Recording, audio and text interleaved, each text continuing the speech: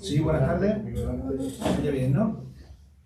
Muy bien, pues buenas tardes a todos y a todas. Bienvenidos a la sede de la UNED de Linares. Y es para mí un orgullo el poder estar aquí, en este caso como director, como nuevo director del Centro Asociado de la UNED de la provincia de Jaén.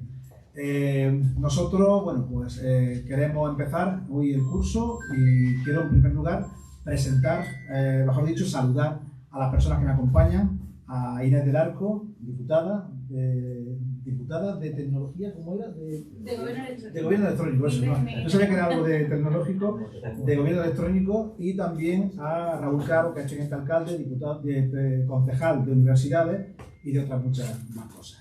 Así que muchísimas gracias a los dos por acudir a la llamada de la UNED y nada más. Yo quiero comenzar hablando de la institución a la que represento, de la UNED. La UNED es la universidad más grande de España, con su modelo de enseñanza semipresencial, posiblemente sea el campus más grande de Europa. Este curso académico, el 25-26, en España hay más de 150.000 alumnos matriculados en enseñanza reglada de la UNED, grado, doctorado, máster, etc. Lo que nos hace, bueno, pues la primera universidad en nivel de número de alumnos del país. Con respecto a Andalucía, este año superamos los 24.000 alumnos. Esto quiere decir que, aunque la Universidad Nacional de Educación a Distancia no sea una universidad andaluza como tal, porque está gestionada por el Estado, sí es considerada como la 11ª universidad de Andalucía, tal y como además afirma el consejero de universidades, José Carlos Villamandos. Con esa cifra de alumnos podemos decir que la UNED está tan solo detrás de las universidades de Sevilla, de Málaga y de Granada. Por tanto, sería la cuarta en número de alumnos. ¿Por qué digo estas cifras? Pues simplemente para dar cuenta de la magnitud y de la dimensión que tiene esta institución. Una institución que también es una institución que llega a muchos sitios y llega a la provincia de Jaén y llega a Linares. Porque en Linares pues, tenemos un compromiso, al igual que en el resto de la provincia de Jaén, un compromiso académico, social, cultural y tecnológico. Estamos en Linares desde hace pues, casi un cuarto de siglo, 24 años. El año que viene cumplimos 25 años. Y tenemos un compromiso académico, como en el resto de la provincia, con nuestros 30 grados, 80 másteres, sin nota de corte, sin límite de plaza, con una enseñanza semipresencial, que sin duda la podemos considerar pionera donde la haya. En Linares pues, tenemos el grado de Administración Pública, tenemos también el curso de acceso para mayores de 25 años y 45 años, y además esto no se va a quedar aquí, sino que ya el año pasado anunciamos cómo Linares va a tener el año que viene el grado de Comunicación.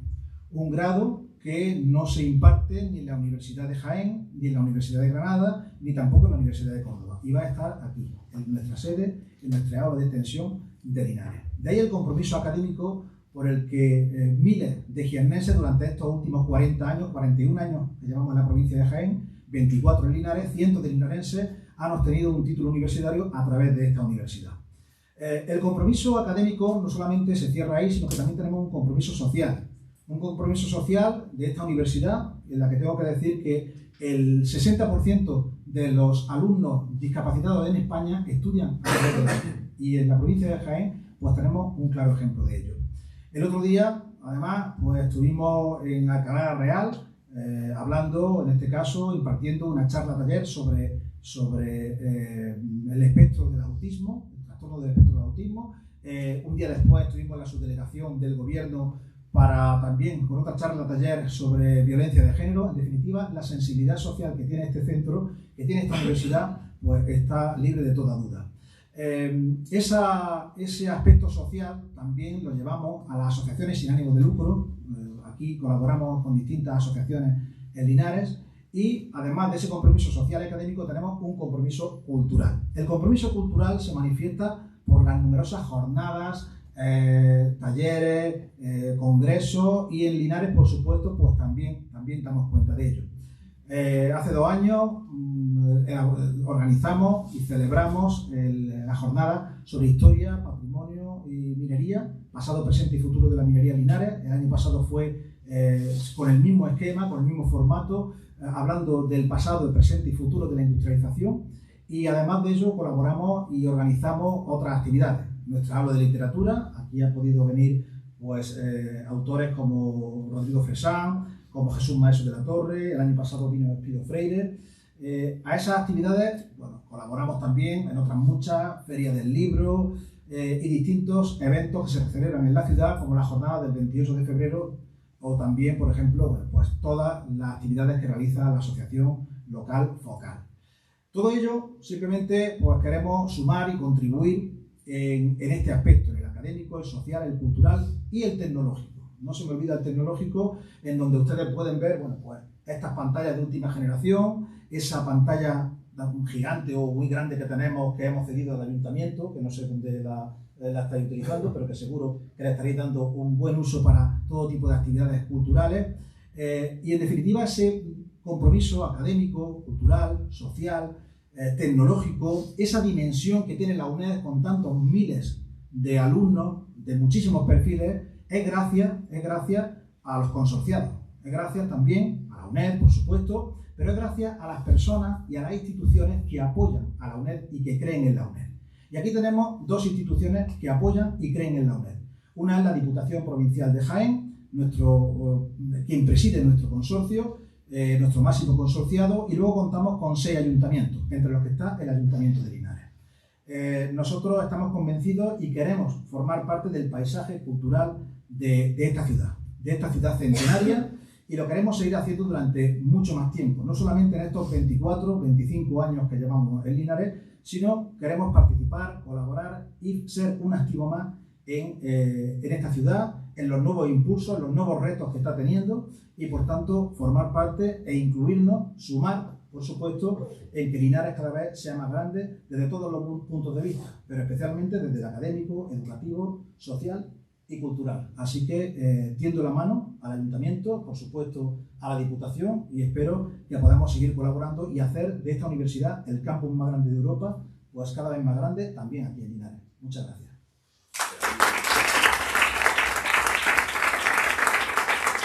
Y ahora paso la palabra a la diputada de la Diputación Provincial de Jaén. Presentamos. Inés de la. Buenas tardes, muchísimas gracias Vicente, querido director del Centro Asociado de la UNED en la provincia de Jaén, Juanjo, secretario de la UNED, autoridades académicas, compañeras y compañeros de las distintas administraciones, Raúl, concejal en Linares y compañero también en la Diputación, profesorado, alumnado y personal de la administración, de servicios, amigas y amigos, muy buenas tardes. Para mí es un verdadero honor intervenir esta tarde en nombre de la Diputación Provincial de Jaén en este solemne acto en el que inauguramos el curso académico de la UNED 2025-2026 y que celebramos en la ciudad de Linares, un referente económico, un referente histórico y cultural y educativo en nuestra provincia.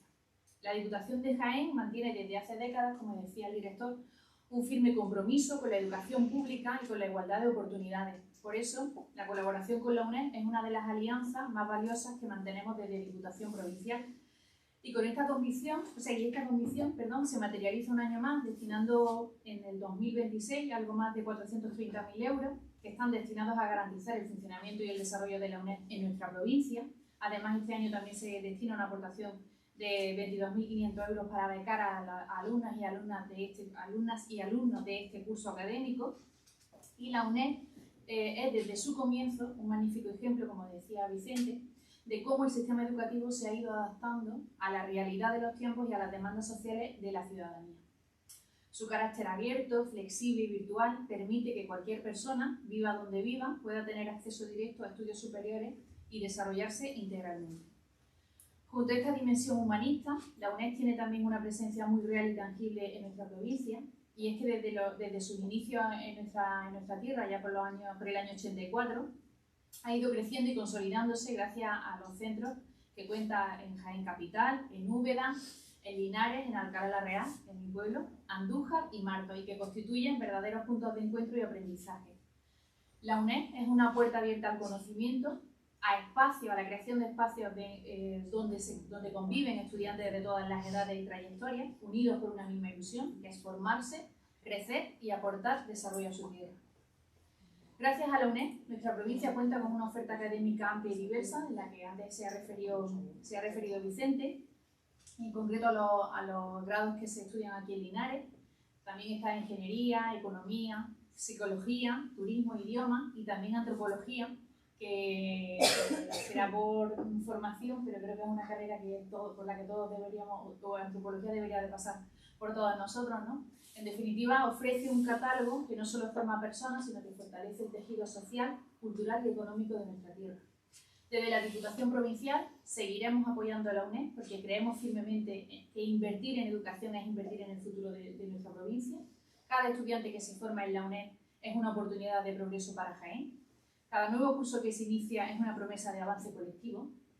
Y por todo ello quiero dar la enhorabuena a la dirección del centro, al profesorado y al personal de la Administración y al servicio por su esfuerzo diario y, cómo no, también al alumnado que cada día, con vuestro esfuerzo, vuestra constancia y vuestro tesón, acudís a las clases buscando mejorar, como antes perdóname, no recuerdo tu nombre, pero Carmen, perdóname, como antes nos has estado contando, ¿no? Que ya eres trabajadora social, pero bueno, el gusanillo de la formación sigue ahí, se mantiene vivo, y este año has comenzado Derecho. Así que enhorabuena a todos por vuestra iniciativa de seguir estudiando y seguir formando.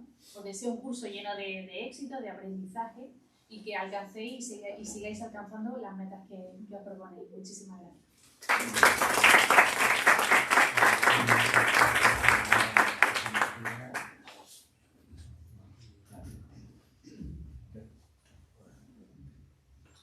Bueno, pues nada, yo creo que ya está casi todo dicho.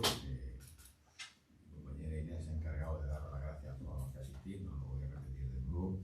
Simplemente dar las gracias a la UNED por seguir manteniendo esta apuesta por Linares y por no solo inaugurar este curso, sino por las jornadas que hacemos todos los años, que repetiremos en el 26.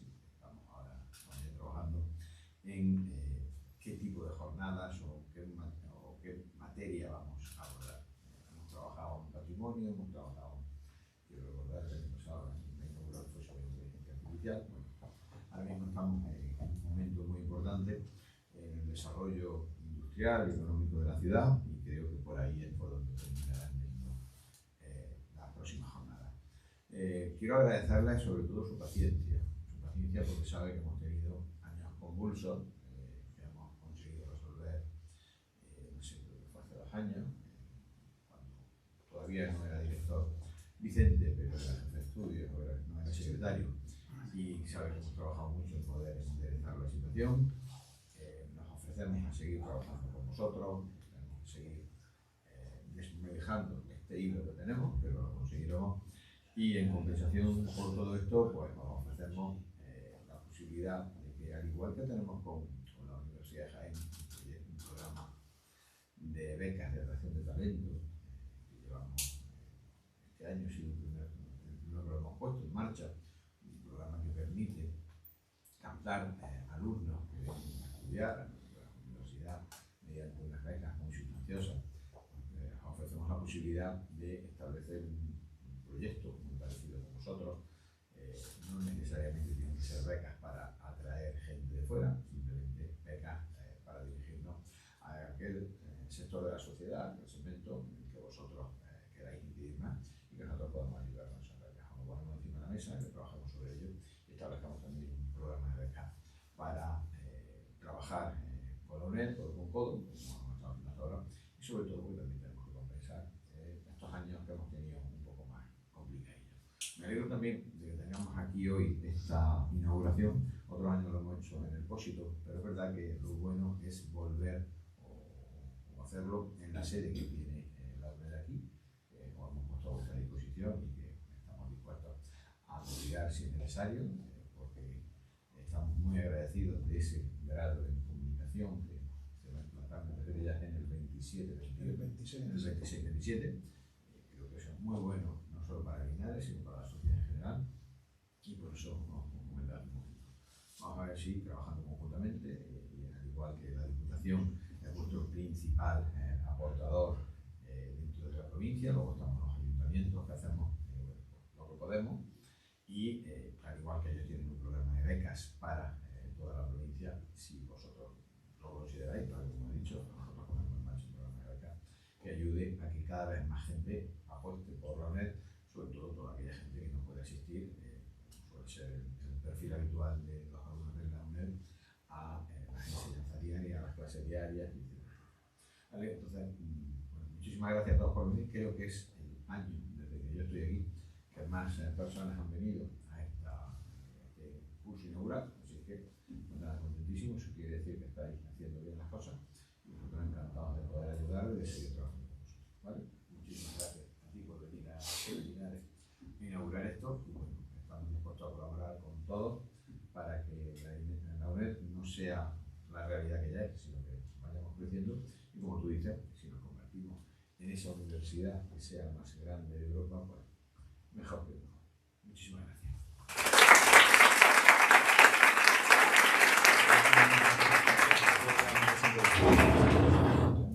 A continuación, el secretario leerá la memoria, un resumen de la memoria.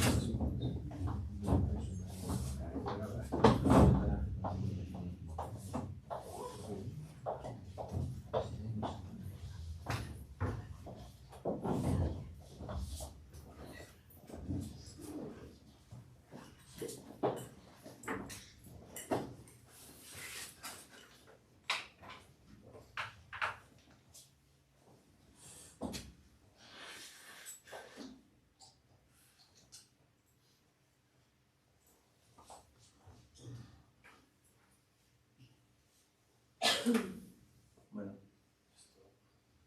hola, muy buenas. Buenas tardes. Espero no repetir algunas cosas que ya ha comentado Vicente, así que voy a presentaros el resumen, ¿vale?, de lo que hicimos el año pasado. Director de la UNED de la provincia de Jaén, teniente de alcalde, concejal de universidad del ayuntamiento, diputada provincial de gobierno electrónico y régimen interior, tutoras y tutores, queridas alumnas, alumnos, amigos todos, bienvenidos, ¿no?, como ya han dicho antes. Bandera Andalucía 2017, Premio de la Provincia de Jaén 2020, Medalla de Plata en Mérito Social Penitenciario 2023. 3 distinciones de primer nivel provenientes de 3 instituciones diferentes, Junta de Andalucía, Diputación de Jaén y Ministerio del Interior en menos de una vida. 3 distinciones que hacen que nuestra excelencia académica, cultural y social dentro de la provincia quede reflejada en cada uno de esos galardones obtenidos a través del esfuerzo, la constancia y humildad de quienes nos han precedido. En este acto, además de visualizar nuestra presencia en el panorama educativo y académico de la provincia de Jaén, damos a conocer el trabajo realizado en el último curso. A continuación les pondré un breve, y os prometo que es breve, a pesar de lo que parezca, un resumen de la memoria que recoge toda la labor que fuimos desarrollando a la labor del curso pasado. La labor de dirección, control y supervisión del máximo órgano de gestión del consorcio se ejerce de su junta rectora. En 3 ocasiones se ha reunido este órgano a lo largo del curso pasado. El curso 24-25 se ha caracterizado por el óptimo desarrollo de la actividad académica, así como de las numerosas actividades de extensión universitaria que organiza o en las que participa la UNED, vertebrando académica y culturalmente nuestra provincia, tal y como podrán comprobar en nuestro variado y extenso programa. Para llevar a cabo toda la gestión del centro, la actividad académica y de extensión universitaria, el consorcio cuenta con las diferentes aportaciones de las administraciones y entidades que lo constituyen. El montante global asciende a algo más de 1,5 millones de euros, que lo veis ahí en el reparto, ¿vale? La aplicación del presupuesto ha permitido que desde el centro se hayan hecho inversiones como completar la instalación de pantallas digitales de última generación, como esta que estoy presentando, en todas las aulas de nuestra sede de extensiones, incluyendo lógicamente. Además, el centro asociado ha atendido a lo largo del pasado curso a 1.042 estudiantes, 101 profesores tutores, 13 miembros del personal técnico de gestión, administración y servicios, PCGAS, y 5 trabajadores aportados por el Servicio Público del Empleo Estatal, SEPE, además de la extensión universitaria. Los 1.042 estudiantes se distribuyen en nuestros centros tal y como pueden comprobar en la imagen. Para todo este alumnado se puso a disposición una oferta educativa que podemos calificar de amplio y sugerente. Curso de acceso para mayores de 25 y 45 años, 30 grados, curso de posgrado y doctorado, 80 másteres, 24 microgrados. A todo este alumnado, al que hemos hecho referencia, hay que sumar los casi 800, 792 en concreto, que han asistido a los congresos, jornadas, seminarios y otras actividades de extensión universitaria organizados por este centro asociado a lo largo del curso académico 24-25 y que han obtenido el correspondiente certificado de aprovechamiento y, en su caso, los pertinentes créditos de libre configuración. Por lo tanto, podemos asegurar que la UNED de la provincia de Jaén ha contado entre alumnos de acceso, grado, máster, microgrado y extensión con la cifra de 1.834 alumnos y alumnas. De toda esta oferta educativa, Linares ofrece directamente en sus instalaciones el curso de acceso a la universidad para mayores de 25 y 45 y el grado en Ciencias Jurídicas de Administraciones Públicas. Luego ya se sumarán los grados que han comentado en otros cursos.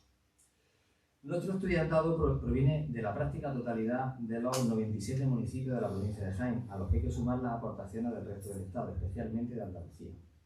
En cuanto a la atención y formación de nuestro alumnado, destaca la acción tutorial, actividad vertebradora de la relación tutoría-alumnado. Para desarrollar esta importante acción tutorial se han impartido 413 tutorías semanales, todas ellas presenciales y en línea simultáneamente, lo que ha supuesto que a lo largo del curso se hayan realizado 10.344 tutorías y 1.291 grabaciones. Estos números dan una idea de la labor realizada por el conjunto de nuestro profesorado tutor que, con dedicación y esfuerzo, han desarrollado su labor en el centro asociado a lo largo del pasado curso. La acción tutorial de nuestro centro está enmarcada en la estructura Campus UNED, en concreto en el Campus Sur, lo que hace posible que nuestra labor trascienda los espacios físicos propios. Efectivamente, damos apoyo a 103 asignaturas del campus y recibimos apoyo en 128. Muchas de estas tutorías se han complementado con las correspondientes prácticas que se han podido realizar gracias a los convenios establecidos con las diferentes instituciones públicas y privadas a las que sinceramente le damos las gracias. Esto significa que además de los 1.834 estudiantes de nuestra provincia beneficiarios de nuestra formación académica y de extensión universitaria, hay que sumar los casi 3.000 alumnos de Andalucía, Canarias, Ceuta, Melilla y Guinea Ecuatorial, tutorizados por profesores de la provincia de Jaén. Una parte importante de la acción tutorial descrita corresponde a la prestada a internos del Centro Penitenciario de Jaén, que cursan estudios a través de la UNED, estudios reglados, pero también actividades de extensión, como el curso de verano que se celebra cada año en el Centro Penitenciario. Igualmente, como ya comentó el director, nuestra acción tutorial tiene especial dedicación al alumnado que presenta algún tipo de diversidad funcional, gracias a la plena accesibilidad de nuestras instalaciones, así como al apoyo del programa UNIDIS, lo que hace posible una universidad sin barreras para todos y que posibilita que más del 60% del alumnado con discapacidad en España estudie en la UNED.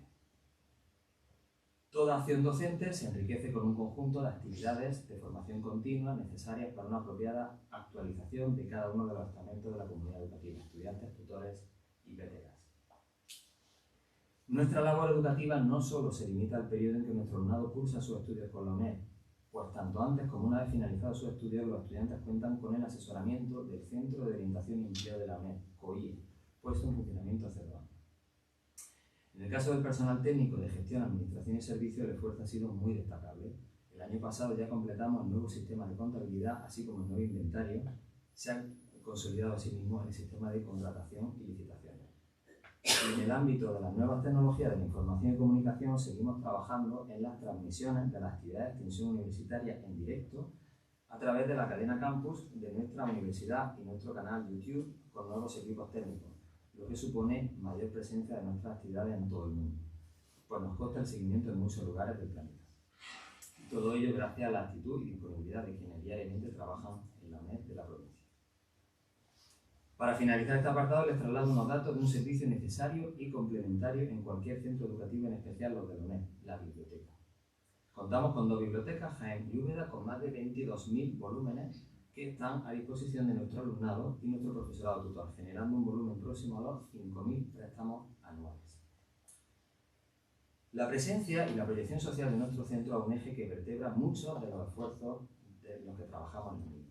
Ahí se enmarcan las actividades de extensión universitaria y cultural. Estamos convencidos de que con ellas inducimos potentes efectos sociales que inciden en el territorio de nuestra provincia.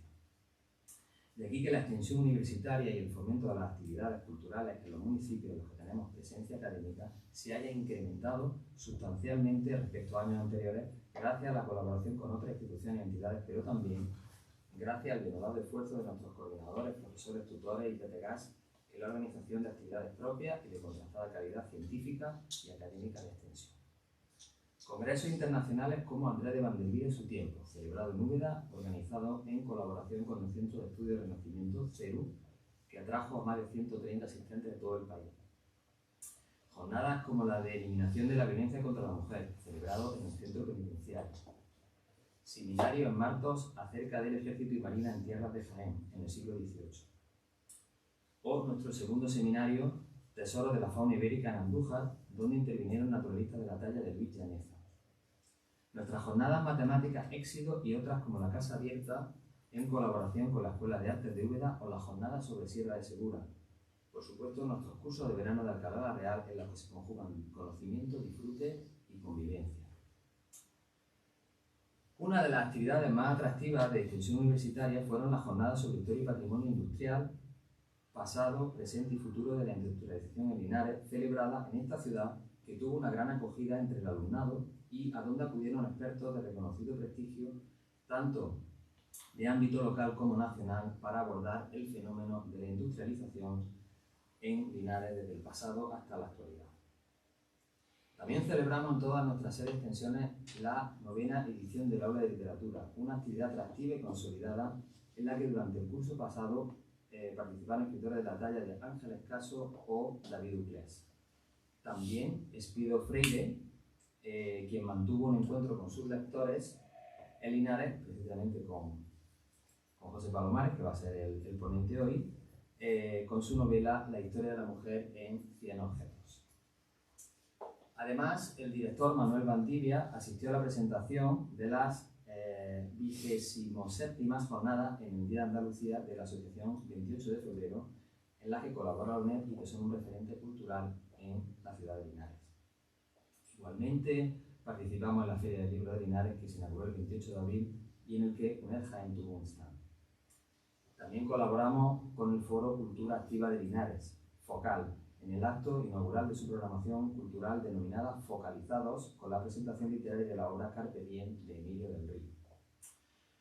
En total, durante el curso 24-25, la UNED de la provincia de Jaén organizó o colaboró en la organización de 2 congresos, 2 cursos de extensión universitaria, 16 jornadas y seminarios, 13 conferencias, 7 presentaciones de libros, 6 encuentros con autores en el aula de literatura, 3 festivales, un certamen y premios y 4 ferias de estudiantes. Todas estas actividades han supuesto un esfuerzo extraordinario para nuestro centro, tanto en recursos económicos como humanos, del que nos sentimos especialmente satisfechos. Y así llegamos al final de este breve recorrido por la vida de nuestro centro asociado durante el curso 24-25. Estas palabras buscan ofrecer una mirada amplia, casi panorámica, a la labor de esta institución, una universidad pública, el campus más grande de Europa, que late al compás de la provincia de Jaén, de su ciencia y de su cultura. Poco a poco, la UNED ha ido sembrando su huella en el paisaje educativo jienense, tejiendo puentes entre saberes y personas, completando la oferta universitaria de nuestra tierra. Su propósito, acompañar a quienes no pudieron o no pueden acudir a la enseñanza presencial, a quienes no se resignan y desean seguir aprendiendo, o a quienes encuentran nuestra forma de enseñar, semipresencial, humana, abierta, una senda más amable hacia el saber. Porque la UNED no solo enseña, acerca, reúne, transforma. Su metodología, pionera en España, no es solo una fórmula educativa, sino una forma de tender puentes donde antes había distancia. En 1991, la ciudad de Linares se sumó como aula de extensión a la UNED de la provincia de Jaén para formar parte de esta aventura del saber, de la ciencia y de la cultura. Por esta razón, queremos agradecer a esta ciudad universitaria, a su alcaldesa, al concejal de universidades, el que Linares forme parte de este proyecto educativo y social que va más allá de nuestros límites geográficos, donde tanto ayer como hoy nuestro alumnado viene emprendiendo un desafío apasionante, el del saber, eligiendo a nuestra institución como guía, sacrificando tiempo y esfuerzo. En cambio, la UNED le viene ofreciendo algo muy valioso: cultura y conocimiento, ese que ahora y siempre podrán desplegar para beneficio particular y de toda la sociedad. Muchas gracias.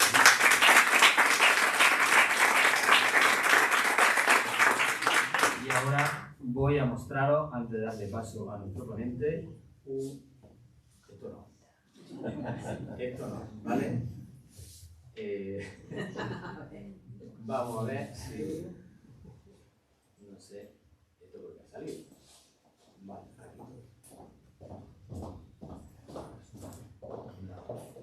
Voy a poner un pequeño vídeo promocional, ¿vale?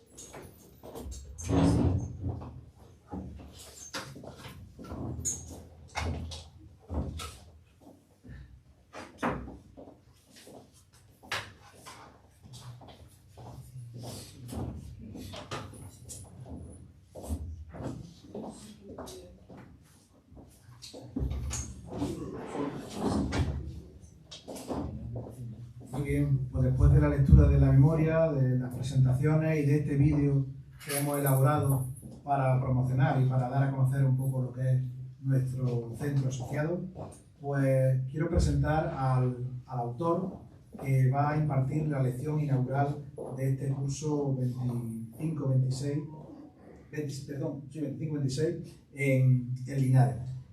José Palomares es licenciado en Filología Hispánica, con premio extraordinario de licenciatura y doctor en Filología Española por la Universidad de Jaén. Desde el año 2004 trabaja como profesor de Lengua y Literatura Española en la Consejería de Educación de la Junta de Andalucía y desde el curso académico 2017-2018 es profesor de la UNED del Centro Asociado Andrés de Vandervila de la provincia de Jaén. En 2020 fue elegido académico correspondiente de la Real Academia de Ciencias, Bellas Letras y Nobles Artes de Córdoba, donde en breve pronunciará su discurso de ingreso.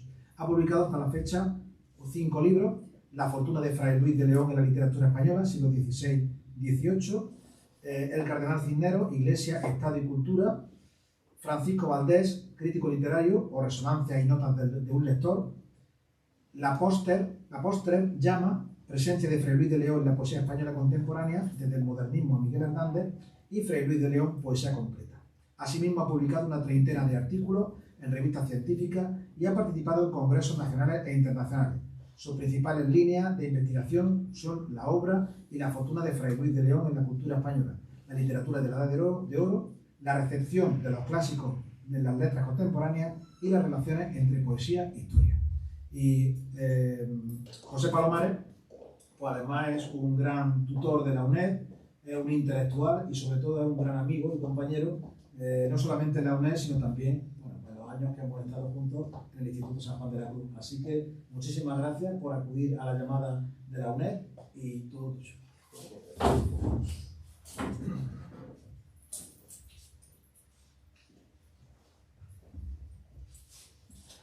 Buenas tardes, buenas noches ya, ¿se me oye? Sí.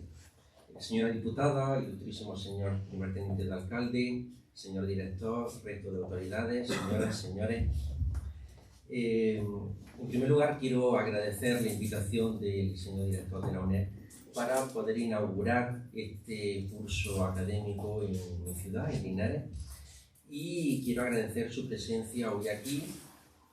Intentaré ser breve y en el momento en que vea que sobrevuela por sus cabezas lo que Lorca llamaba el moscardón del aburrimiento, pararé.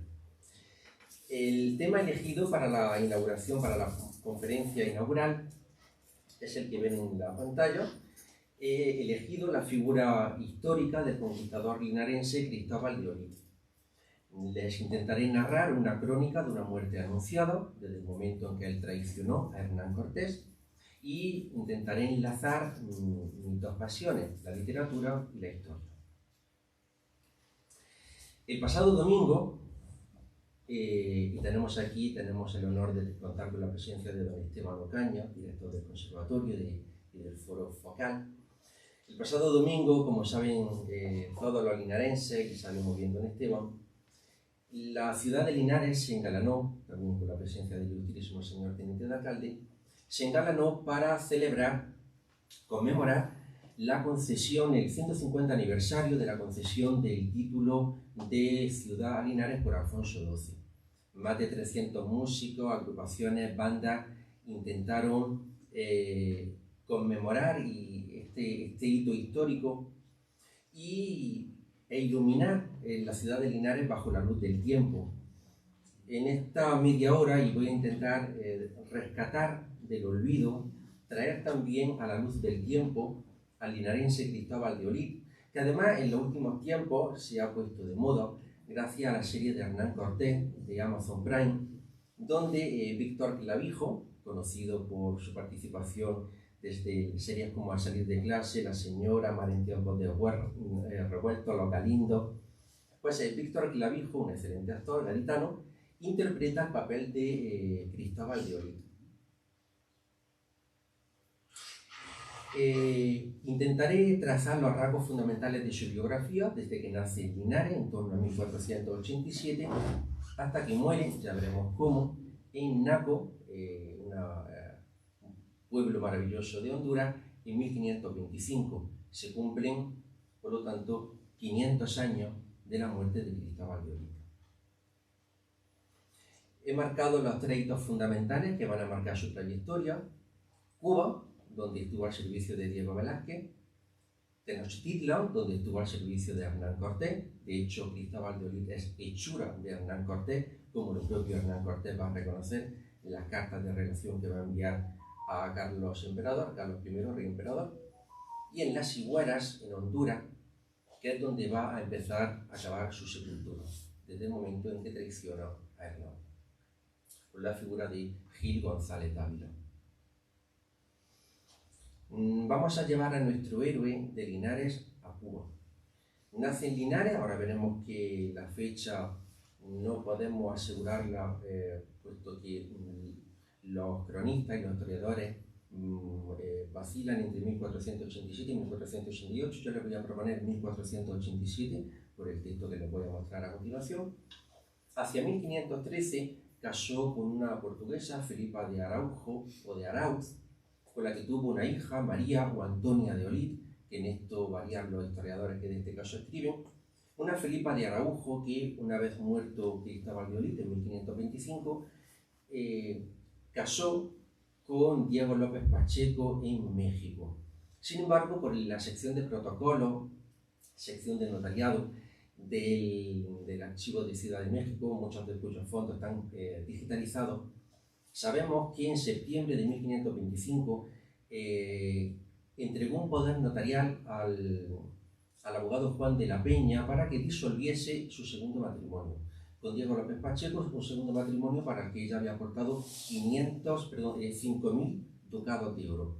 La razón: su flamante segundo marido estaba casado en Castilla con otra mujer y eso llevó a Felipa a solicitar la disolución del matrimonio. Tengan en cuenta que los hombres tenían mucha más movilidad que las mujeres, más libertad de movimiento, y la bigamia era frecuente entre los hombres y más entre los conquistadores. El propio Cristóbal de Olid casó también con una indígena, como después les voy a mostrar.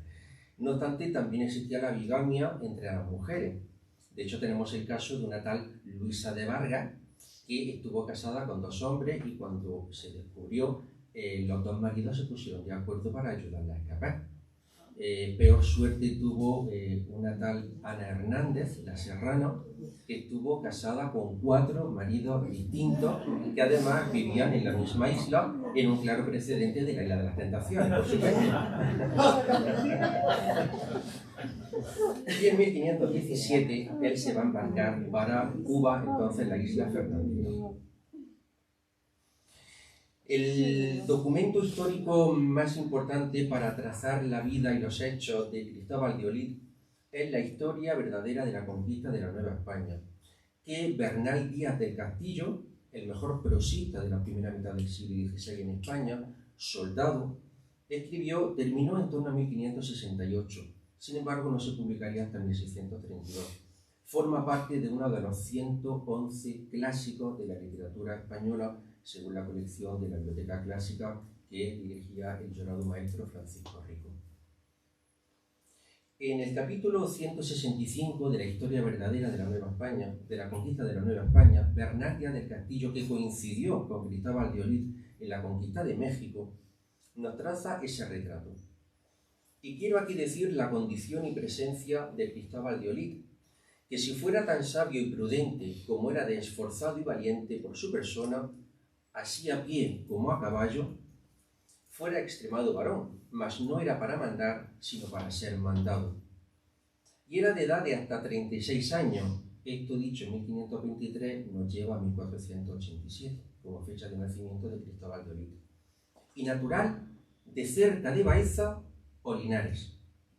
Y su presencia y altor era de buen cuerpo, muy membrudo y grande espalda, bien entallado y era algo rubio, y tenía muy buena presencia en el rostro, y traía en el beso, en el labio, de abajo siempre como hendido a manera de grieta. En la plática hablaba algo gorda y espantosa, porque seseaba, el seseo baezano. Y era de buena conversación, y tenía otras buenas condiciones de ser franco. Y era al principio, que estaba en México, gran servidor de Cortés, sino que esta ambición de mandar y no ser mandado lo cegó. he resaltado en negrita natural de cerca de Baeza o Linares. Cerca de Baeza o Linares, ¿qué quiere decir? Los linarenses le tenemos en gran estima ese libro de don José María Carrascosa y don Luis Rabanero. Linares de aldea a villa, siglos XIII al XVI. Linares, en 1487, cuando nace Cristóbal de Olid, era un lugar. Les pongo el inicio del Quijote, de la primera parte del ingenioso hidalgo Don Quijote de la Mancha, que todos nos sabemos. No hace falta que les diga cómo comienza el Quijote. En un lugar de la Mancha. La pregunta es, ¿sabemos lo que significa el lugar? Don Miguel de Cervantes, cuando dice lugar, no quiere decir sitio o paraje. Un lugar, para don Miguel de Cervantes, es una entidad de población, una pequeña entidad de población que es más que aldea y menos que villa. Eso era Linares en 1487, un lugar. Es decir, una pequeña entidad de población, mayor que aldea y menor que villa, que es el lugar al que hace referencia don Miguel de Cervantes. Por tanto, cerca de Baeza ya tenemos la primera aproximación que tenemos que hacernos es la condición de Linares como lugar. Lugar que está cerca de Baeza o Linares. ¿Eso qué significa? Ahí la conjunción disyuntiva o no significa alternancia, no significa separación. Ahí tiene un valor de equivalencia o de igualdad. Es decir, como el título de la obra de don Vicente Aleixandre, Premio Nobel de Literatura, La destrucción o el amor, es una obra de 1935, ahí la conjunción o tiene valor de igualdad. Es decir, la destrucción o lo que es lo mismo, el amor. Cuando Bernal Díaz del Castillo dice cerca de Baeza o Linares, lo que nos quiere decir simple y llanamente es cerca de Baeza o lo que es lo mismo, Linares. Y Bernal Díaz del Castillo fue amigo y compañero de Cristóbal de Olid. Tenemos ese grabado, esa sería la efigie más aproximada de nuestro linarense, Cristóbal de Olid. Y lo sabemos porque aparece ese grabado en la historia general de los hechos de los castellanos en la isla y tierra firme del mar Océano, que llaman Indias Occidentales. Es una magna crónica de don Antonio de Herrera, cronista de Felipe II, cronista de Felipe III, que apareció en la imprenta de Juan de la Cuesta en 4 volúmenes entre 1601 y 1615, este es de 1605. Y Antonio de Herrera no es un cualquiera, es el cronista oficial, es el padre de los cronistas y de los historiadores modernos en España. Antonio de Herrera, además ya que hablamos del Quijote, les voy a dar una primicia. Antonio de Herrera fue el primer lector del Quijote. En el año 2009 se descubrió en el Archivo Histórico Nacional el expediente administrativo del Quijote. El expediente administrativo, en el siglo de oro, cuando se quería publicar un libro, el libro tenía que seguir unos cauces legales. Y ese expediente administrativo lo presentó Miguel de Cervantes en julio, el 20 de julio, no sé si por el cursor lo puede, no sé si lo ya podemos, no se marca bien. El 20 de julio de 1604, lo tienen justo debajo de Miguel de Cervantes, permítanme adelante. El 20 de julio de 1604, ¿qué he hecho? No he hecho nada.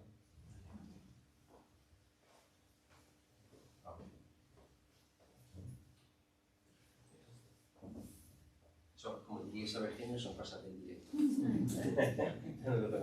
El 20 de julio de... el 20 de julio de 1604, don Miguel de Cervantes entregó en el Consejo de Castilla el expediente administrativo de la primera parte del Quijote. Un expediente que entrega al escribano Juan Gallo de Andrada y a Gil Ramírez de Arellano, para que se le dé licencia y privilegio, es decir, para que se apruebe su publicación. Y aquí tenemos la firma de Antonio de Herrera, que en Valladolid, el 11 de septiembre de 1604, dice, por mandato de nuestro Señor, he visto un libro llamado El ingenioso hidalgo de la Mancha. El Quijote se titula El ingenioso hidalgo de la Mancha. Lo de Don Quijote es añadido posterior del impresor Francisco de Roble. El ingenioso hidalgo de la Mancha y compuesto por Miguel de Cervantes, etc. Y dice que será de gusto y entretenimiento del pueblo, para gusto y entretenimiento. Es decir, Antonio de Herrera considera que debe darse la licencia de impresión y el privilegio para el Quijote porque es un libro de gusto y entretenimiento, y así se leía el Quijote en su época, como un libro de entretenimiento, y ha sido el libro que ha sido un superventas, un bestseller desde su publicación hasta la fecha. Es un libro que nunca nos ha dejado, siempre nos ha hecho reír, ¿no? Y esto es así. Y Cervantes siempre ha tenido una estimación que no han conocido otros autores como Shakespeare, que ha conocido periodos de oscuridad, incluso de larga oscuridad, pero en Cervantes no. Pues ahí tenemos la aprobación del primer lector del Quijote, que fue Antonio de Herrera. Estamos viendo ahora el lienzo de Tlaxcala, que es uno de los lugares donde Cristóbal de Olid va a empezar a fraguar su leyenda. Este lienzo es un códice colonial que se trazó en la primera mitad del siglo XVI. Se hicieron 3 copias, las 3 están perdidas. Las conservamos por una edición posterior del año 1733. En ese lienzo que traza la historia de Tlaxcala aparece Cristóbal de Olid en su caballo castaño, que es al que hace referencia Bernal del Castillo. Por eso dice que era muy esforzado tanto a pie como a caballo. Ese era el caballo de Cristóbal de Olid. En cuanto a la nobleza de su linaje, Gonzalo Argote de Molina, en 1588, nos dejó una obra fundamental, Nobleza de la Andalucía, que es la obra fundamental para trazar el linaje, la genealogía de todas las ramas nobles de nuestra comunidad autónoma. Ese es el texto donde Gonzalo Argote de Molina nos dice que después de trazar el linaje desde Gonzalo García de Olid hasta nuestro Cristóbal de Olid, ese texto que no les voy a leer completo porque no quiero extenderme, pero he destacado que, en primer lugar, descendiente de Gil de Olid, al que ahora volveremos. Gil de Olid es uno de los caballeros que formó parte de la toma de Baeza en 1227. Pues de ese linaje de caballeros de Gil de Olid procede nuestro Cristóbal, ¿no? Le extracto lo más importante del fragmento anterior. El linaje de Olid tiene origen navarro. Olite, como sabemos, es una preciosa localidad de Navarra. Gil de Olid, el fundador, fue uno de los caballeros que participó en la toma de Baeza en 1227 y, por su heroico comportamiento, obtuvo la concesión del señorío de la Torre de Gil de Olid. Gonzalo García de Olid, tataranieto de Gil de Olid, casó con Leonor Ramírez Dávalo, de Dávalo, que es un linaje que empezará a sonar a don Vicente, ubetense como él. Pues Leonor Ramírez de Dávalo era hermana del condestable Ruy López Dávalo. Fue condestable con Enrique III, con Juan II, pero después participó en la conjura de Tordesillas, intentó secuestrar a Juan II y eso supuso el final como condestable. Gil Ramírez Dávalo, su hijo, fue además el primer alcaide de Castillo de Linares, que se rebeló contra Baeza. De hecho, hasta se negaba a entregar el castillo a pesar de que ya había capitulado, y el propio Argote de Molina recoge en su Nobleza de la Andalucía un refrán, aquel que dice: Baeza quiere paces y no quiere Linares. Es decir, una vez que ya Linares había capitulado, Gil de Olid se negaba a entregar el castillo. En cualquier caso, nuestro hidalgo, porque eso es lo que fue Cristóbal de Olid, un hidalgo, es hijo de Álvaro de Olid y bisnieto de Gil Ramírez Dávalo, el primer alcaide del Castillo de Linares. De hecho, la capilla más antigua de nuestra iglesia de Santa María es la llamada de los Dávalos, donde se construyó una capellanía en 1507 para el enterramiento. Ahora vamos a llevarlo de Linares a Cuba a través de 3 hechos en los que tiene un comportamiento ejemplar. Lo vamos a ver en la isla Fernandina al servicio de Diego Velázquez, lo vamos a ver en la Noche Triste, la derrota que sufrió el ejército de Hernán Cortés contra el ejército de los mexicas, y lo vamos a ver luego en la caída de Tenochtitlan, del 13 de agosto de 1521, es decir, que no se trata de un conquistador cualquiera, se trata de la mano derecha de Hernán Cortés. En 1518, Diego Velázquez, gobernador de la isla Fernandina y acérrimo enemigo de Hernán Cortés, envía a Cristóbal de Olid a Cuba en boca de su sobrino Juan de Grijalva, que empezaba a hacer la guerra por su cuenta. Y se hallaba en esos momentos en la recién descubierta Yucatán. De hecho, de todos los conquistadores que nos van a aparecer ahora, Cristóbal de Olid era el único que nunca había pisado territorio mesoamericano. Era la primera vez. Nos dice Gonzalo Fernández de Oviedo, en su Historia General y Natural de la India, de 1535, el cual, Olid, dijo que había llegado a la isla de Cozumel, Isla Mujeres, y que había tomado la posesión de la isla pensando que estaba por descubrir. Eso nos da un indicio de que Cristóbal de Olid no sabía que aquello ya había sido descubierto y que aquello ya estaba ocupado por Diego Velázquez. Y que desde ella había ido costeando la tierra de Yucatán por la banda del norte. Como digo, este es el primer contacto en 1518 que tiene Cristóbal de Olid con las Indias Occidentales. En mayo del 19, Olid traiciona a Diego Velázquez, lo que va a ser una constante en su vida, y se pone al mando de Hernán Cortés, que lo nombra maestre de campo y regidor electo del ayuntamiento de la Villa Rica de la Veracruz, que fue el primer cabildo que se constituyó en la Nueva España. El 22 de octubre del 19 vuelve para Santiago. Uno de los primeros testimonios literarios de este episodio lo tenemos en los fragmentos de Nuevo Mundo y Conquista de Francisco de Terraza, que es el primer poeta castellano, el primer humanista castellano nacido en México, en esa estancia, en esa octava real que tenemos aquí. Por eso dice: no bastó que Grijalva despachase a Alvarado Pedro de Alvarado, que ricas cosas lleva, ni que Diego Velázquez le enviase a Cristóbal de Olid con gente nueva. Como vamos a ver, Hernán Cortés enviaba a Cristóbal de Olid para intentar solucionar aquello que los demás no podían. Donde se empieza a forjar la leyenda de nuestro linarense ilustre es en Tlaxcala. De ahí lo vamos a ver pasar a Tenochtitlan. Las crónicas de India van a destacar siempre la capacidad militar de Olid.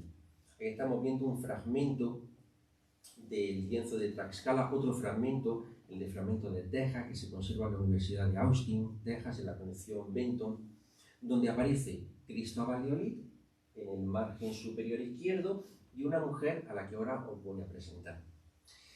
Resulta que el gobernador de Tlaxcala, Xicoténcatl, señor principal, se alió con Cortés y entregó a Olid como esposa a una tal Zacualcózcal, que es la mujer que tenéis, no se aprecia, pero esa es la indígena, la india, que Hernán Cortés entregó al capitán Olid, y entregó a otra, Gonzalo de Sandoval y González de Ávila, al propio Pedro de Alvarado, para que casara con ella. Era hija de uno de los principales caciques tlaxcaltecas. Y Cortés, Hernán Cortés, actuó como padrino de bautizo. De hecho, bautizó al caudillo Xicoténcatl y le puso el nombre de Vicente. El 8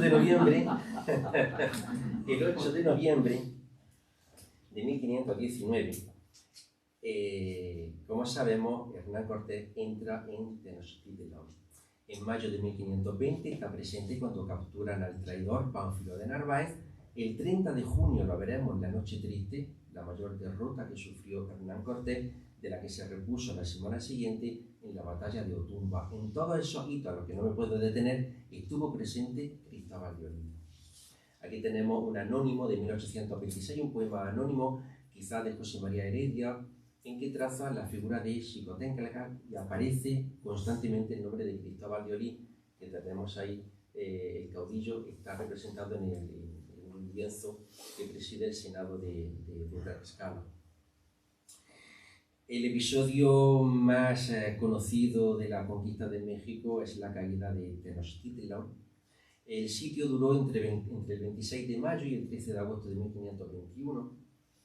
Durante esa toma, las instrucciones de Hernán Cortés a Olid, que él refiere en la tercera carta de relación que firmó en 1522 y que dirigió a Carlos I, le da unas instrucciones muy precisas. Una, vigilar el camino a Veracruz, que era un sitio estratégico, defender Chalco. Los chalcas con los tlaxcaltecas fueron las únicas tribus que los mexicas no lograron nunca conquistar.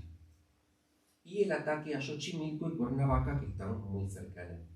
Y dice Hernán Cortés, se lo dice al emperador, se lo dice a Carlos I. Vamos a ver, a Cristóbal de Olid solamente le faltó conocer a Cristóbal Colón, porque por los demás. Dice, de la otra guarnición hice capitán a Cristóbal de Olid, al cual di 33 caballos y 18 ballesteros y escopeteros y 160 peones de espada y rodeo, y más de 20.000 hombres de guerra de nuestros amigos indígenas. Y estos habían de asentar su real en la ciudad de Coyoacán. El 28 de junio de 1521, Hernán Cortés ordena el asalto a Tenochtitlan, que fue una auténtica carnicería. Previamente, una vez que Hernán Cortés entra en la ciudad de los mexicas, tomó como prisionero al legendario Moctezuma. Y según el Código Florentino, ahí tenemos a Cristóbal de Olid, porque Cristóbal de Olid fue nombrado por Cortés capitán de la guardia que debía vigilar al prisionero Moctezuma. Y hemos de entender, es una pena que no tengamos crónicas de lo que pudieron hablar Cristóbal de Olid y Moctezuma. De hecho, en una edición latina de la segunda carta de relación aparece ese impreso, aparece esa figura en la que el propio Hernán Cortés trazó la ciudad de Tenochtitlan, y en el margen izquierdo ven ahí ven la Domus Dom Moctezuma, es decir, la casa, el palacio de Moctezuma, donde estuvo prisionero y donde Cristóbal de Olid era el capitán encargado de que no se fugaran. Dejamos México y ahora dejamos por ahora Tenochtitlan, que ha caído, y ahora vamos a ver el ascenso y la caída de nuestro heroico linarense. Y lo vamos a ver en 3 pasos: Michoacán, Colima, Zacatula y Honduras. En Michoacán, Cortés envía a Olid a Michoacán, lo que hoy es Tzintzuntzan, que significaría la ciudad de los colibríes, que era la capital del imperio purépecha, que era además, con el Chaque, los tutepeques que mencionaba anteriormente, el único que el imperio de los mexicas no pudo conquistar. Todo esto que les voy a decir lo sabemos gracias a la relación de Michoacán de 1541 de Fray Jerónimo de Alcalá, basada en lo que le contó don Pedro Huinirangari, que actuaba en representación del cacique de Michoacán, que se llamaba Tangaxon. Segundo, que él se alió con los españoles porque el enemigo era común, y el enemigo eran los mexicas. No debemos olvidar que la conquista de México no dejó de ser una guerra civil entre los indígenas, de la misma manera que la guerra de la independencia de México fue una guerra civil entre españoles. Pero bueno, de eso hablaremos ahora, y espero no meterme en ningún general. En 1529, Nuño Beltrán de Guzmán, al que las casas nombran como un gran tirano, acusó de rebelión a Tangaxon, que se había aliado con Olid y con Hernán Cortés, y le dio muerte, esta muerte atroz que tenemos aquí, lo empaló y lo crucificó, según relata Fray Jerónimo de Alcalá en la relación de Michoacán, y según este mural que aparece en el Senado de Tlaxcala. Para pacificar todo esto, Carlos I envió a Vasco de Quiroga, que se convirtió en el primer obispo de Michoacán. Aquí tenemos, según esa relación de Michoacán, de Fray Jerónimo de Alcalá, ahí tenemos la llegada de Olid a Michoacán, representado en el caballo castaño que tienen en el margen superior izquierdo, y aquí tenemos la entrega que hace Fray Jerónimo de Alcalá de su relación al que fue el primer virrey de la Nueva España, Antonio de Mendoza, que es otro personaje. El segundo hito de su ascenso lo tenemos en Colima y Zacatula, que pues, en la región de Jalisco, Guerrero, Guanajuato, en fin. ¿Qué hizo allí Cristóbal de Olid? Pues bueno, sacarle las castañas del fuego a Juan Rodríguez de Villafuerte y a Juan Álvarez Chico, que también tenían lo suyo. Y además, un Juan Rodríguez de Villafuerte que no es cualquiera y que tuvo una muerte realmente horrenda. Y entonces noticias del castillo.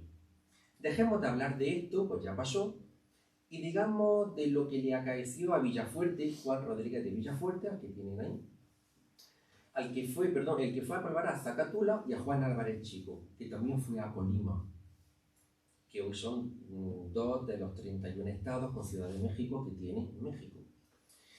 Dice Bernal Díaz del Castillo, al Villafuerte le dieron mucha guerra y le mataron ciertos soldados. Juan Rodríguez de Villafuerte fundó un santuario de la Virgen de los Remedios en un templo indígena, y cuando los indígenas se rebelaron contra él, lo acabaron descuartizando en el mismo templo que él había fundado. Y estaba la tierra levantada, que no les querían obedecer ni dar tributo. Y al Juan Álvarez Chico, ni más ni menos, este tal Juan Álvarez Chico daría para otra conferencia, pero no me puede detener. Y ahora viene, le pido atención porque viene la sustantífica médula. Y desde que lo supo Cortés, le pesó de ello. Y como Cristóbal de Olid había venido de lo de Michoacán, y venía rico, porque es otra cosa, Cristóbal de Olid hizo rico a Hernán Cortés, y lo había dejado de paz, y le pareció a Cortés que tenía buena mano para ir a asegurar y a pacificar aquellas dos provincias de Zacatula y Colima, acordóle de enviar por capitán, y le dio 15 de caballo y 30 escopeteros y ballesteros.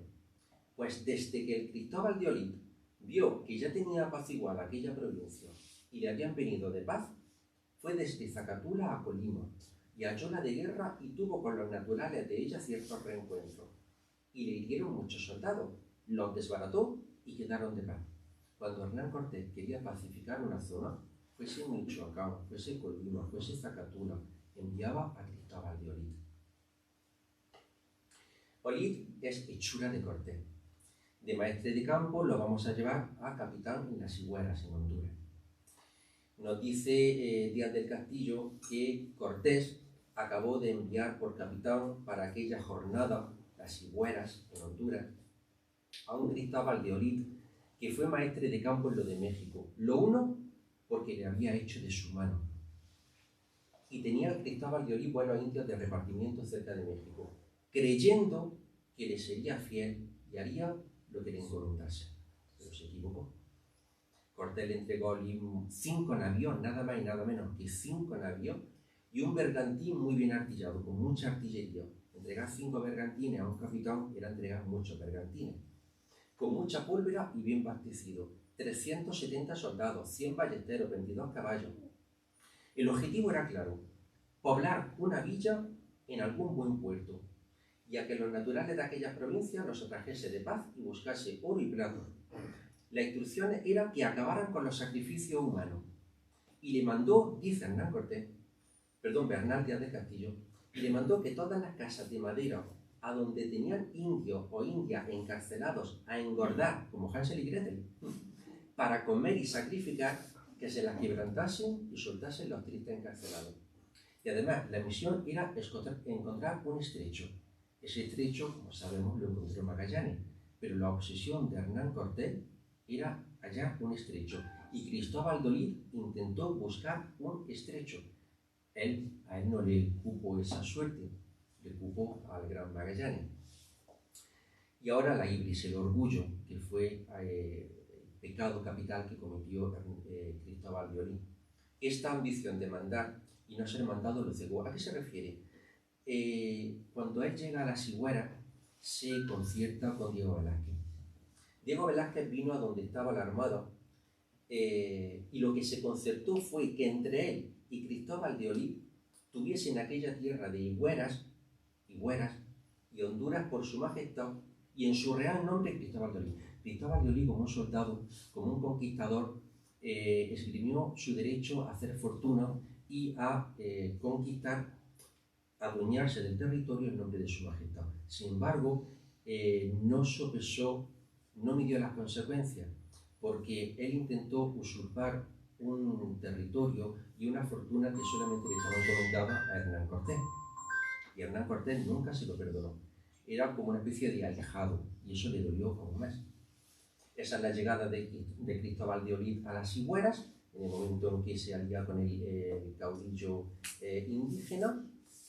Y cuando llega a las Higueras, lo que hace Cristóbal de Olid es fundar. Él funda un pueblo, Triunfo de la Cruz, que hoy se llama Tela. Hoy se llama Tela, en el departamento de Atlántida. Triunfo de la Cruz es un sitio turístico como están viendo. Ahora mismo, ¿quién no querría estar en el triunfo de la cruz, sobre todo este verano? Ahí tenemos un mapa de 1600 donde aparece el triunfo de la cruz, como se ha marcado, como se encasillado ahí. Ese es el triunfo de la cruz. Eso lo fundó Cristóbal de Olid, el linarense, que no eligió mal lugar, tonto, no era nuestro paisano. Resulta, ¿por qué se llama triunfo de la cruz? Porque no se llamaba triunfo de la cruz. Un minuto de historia. Estamos en el año 312. Estamos en el puente Milvio, al norte de Roma. El puente Milvio es uno de los muchos puentes que tiene el río Tíber. Ese año, en el año 312, Constantino I se prepara para entablar batalla con Magencio. Y dicen los historiadores, dice Eusebio de Cesarea, que en esos momentos Constantino I el Grande, el primer emperador cristiano, vio el crismón en el cielo, es decir, el monograma de Cristo, las dos primeras letras, Hi-Ro, Christos, y la señal Inoc signo Winques. Con esta señal vencerás. Lo que pasa es que él lo vio en griego, en Tutoinica, es decir, con esta señal vencerás. Constantino I entendió que si abrazaba el cristianismo, que si abrazaba la cruz, ganaría la batalla. Y efectivamente, esa batalla la ganó Constantino I en el año 312. ¿Qué hace Constantino I al año siguiente, en el año 313? Convoca el Edicto de Milán, mediante el cual el imperio otorgó la libertad de culto al pueblo romano. Es decir, cualquier ciudadano podía abrazar cualquier religión. El Edicto de Milán es fundamental porque otorga libertad religiosa en el imperio. En el año 325, hace ya 1700 años, se reunió en el Edicto de Nicea, convocado por Constantino también, la primera reunión de obispos cristianos. Eso es lo que toma también Cristóbal de Olid como referente.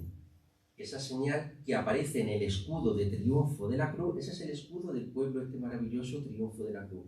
Inoc signo Winques. Con esta señal vencerá, que es lo que Cristóbal de Olid mandó grabar en el estandarte, como ven la fecha, mayo 3 de 1524. La pregunta es, ¿por qué triunfo de la cruz? Cristóbal de Olid llegó a ese pueblo el 3 de mayo de 1524. ¿Y por qué lo llamó así? Porque el 3 de mayo se celebra la fiesta de la Vera Cruz, las cruces de mayo. ¿Y por qué se celebra? ¿Por qué se celebra el 3 de mayo? Porque la mamá de Constantino I, Santa Elena, en un peregrinaje a Tierra Santa, fue la que descubrió la Vera Cruz, la verdadera cruz, cuando emprendió ese viaje a Jerusalén. Por tanto, Santa Elena, 3 de mayo, Constantino I, su hijo, con esta señal vencerá, triunfo de la cruz. En 5 minutos les voy a decir que Olid fue traidor, fue inconfeso, pero no fue mártir. ¿Por qué? Porque cuando Cortés supo de la traición de Cristóbal de Olid, mandó a 2 de sus capitanes, mandó a Gil González Dávila y a Francisco de las Casas, para que apresaran a Cristóbal de Olid. Pero la jugada le salió en principio mal, porque lo que hizo Cristóbal de Olid fue hacer prisioneros, tomar prisioneros a Gil González Dávila y a Francisco de las Casas, y los tuvo durante 3 días a pan y agua en su propia casa. Como habían sido sus amigos, Cristóbal de Olid los invitó una noche a cenar. Y durante esa cena, Gil González Dávila lo cogió por la barba, le colocó un cuchillo en la garganta y lo tomó como prisionero. Cristóbal de Olid consiguió escapar, se refugió en la casa de unos indígenas, pero los capitanes, al nombre de Aquiles de Cortés, lograron que los indígenas delataran a Cristóbal de Olid y le dijeran dónde estaban. Es lo que ellos denominan en una de sus cartas: no es tiempo de sufrir más a este tirano. Permanecieron presos en la casa de Olid y cuando están presos, dice López de Gómara, Francisco López de Gómara, en su historia de la India y Conquista de México, acordaron pues ambos prisioneros de matarle.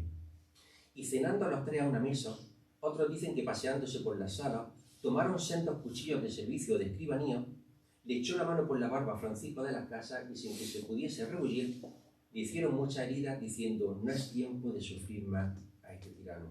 Olid escapa, se esconde en una choza de unos indios, pero lo prenden, le forman un juicio sumarísimo, y por sentencia de Francisco de las Casas y Gil González Dávila, lo degollaron públicamente en la plaza de Naco, y así murió Cristóbal de Olid, degollado por traidor, a los pocos días de ser apresado. Y así feneció su vida, dice Bernardia del Castillo, por tener en poco a su contrario y no seguir el consejo de su enemigo. Cristóbal de Olid aquí fue uno más de los traidores que ha conocido la conquista de México. Francisco de Orellana fue acusado de traidor por Gonzalo Pizarro. Francisco de Orellana, que descubrió el río Amazonas, aquí se las encontró a las Amazonas, y aquello fue una matanza horrenda, porque digamos que las Amazonas solamente querían estrechar relaciones, ¿no? Fue una pena para las Amazonas. Y a López de Aguirre, el loco, que también fue traidor al rey Felipe II. Voy a dejar el espacio final para lo que dice Hernán Cortés de esta traición. Hernán Cortés, en su cuarta carta de relación al rey emperador, expresó ya su sospecha de que Olid pudiese conchavarse con Diego Velázquez. Pero él, en principio, dice: yo no lo puedo creer, por ser el caso tan feo y tan en deservicio de vuestra merced. Yo no lo puedo creer, o mejor dicho, no quería creerlo. Aunque por otra parte lo creo, conociendo las mañas que el dicho Velázquez siempre ha querido tener para me dañar.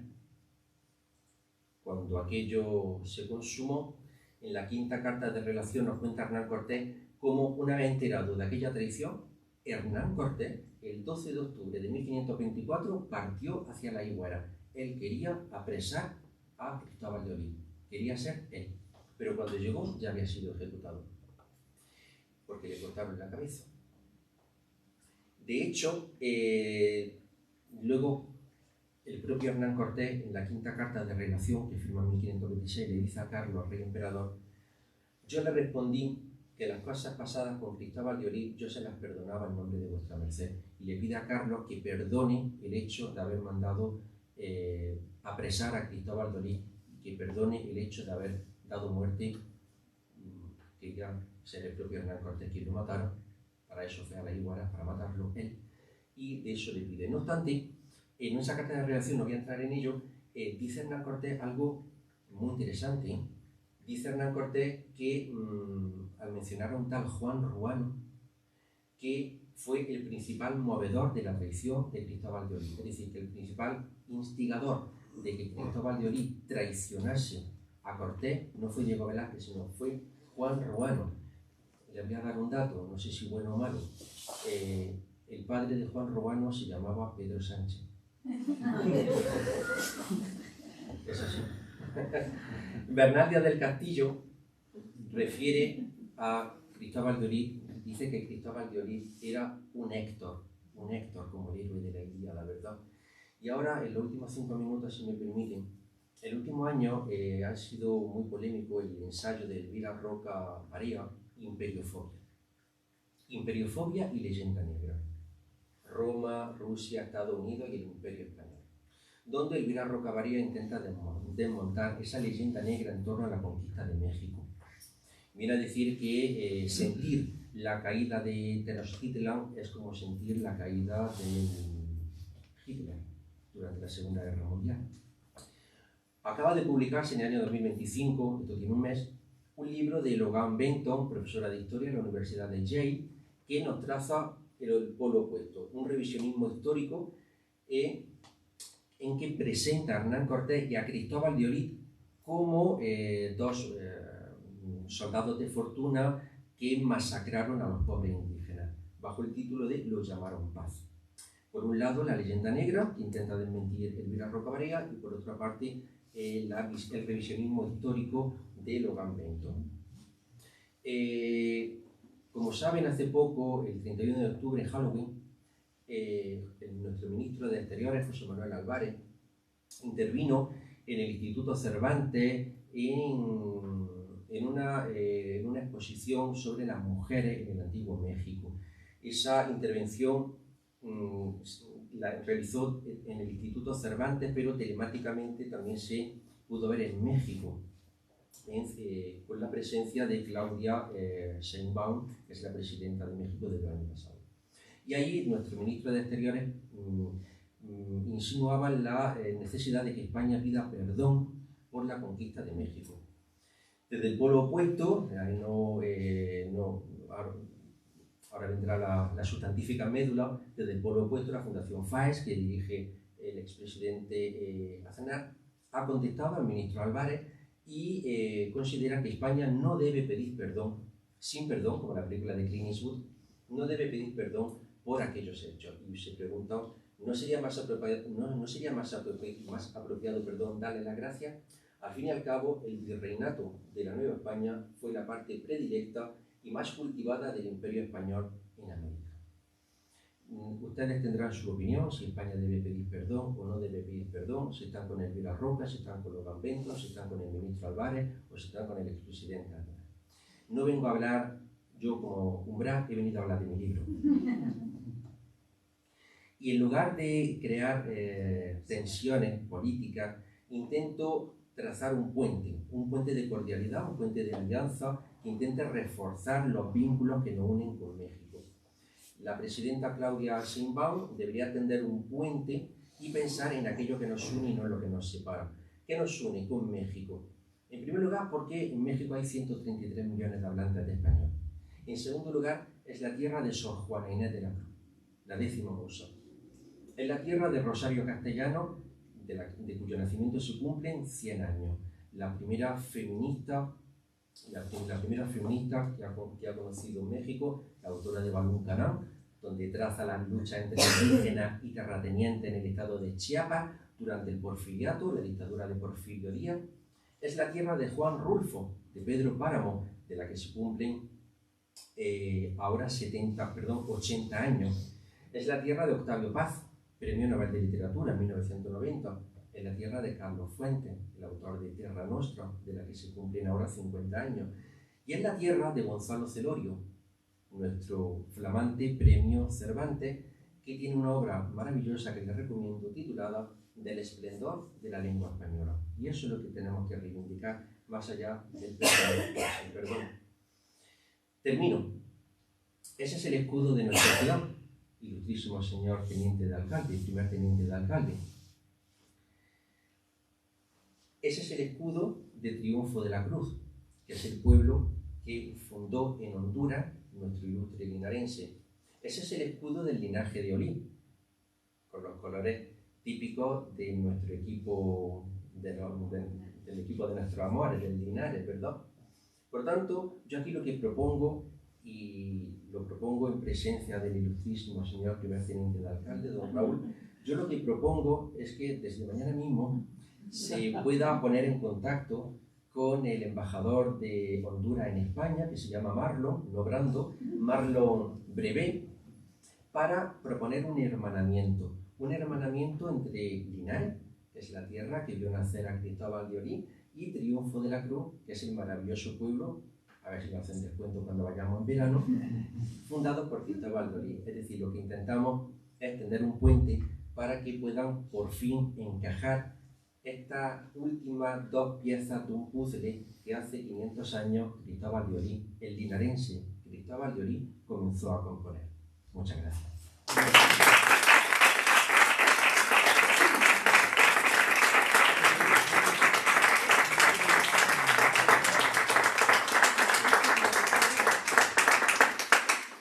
Pues muchísimas gracias, José Palomares, y gracias a todos ustedes por acudir a la llamada de la UNED de Linares. Y nada, espero que nos veamos pronto en las próximas actividades que iremos haciendo a lo largo de este curso. Muchas gracias.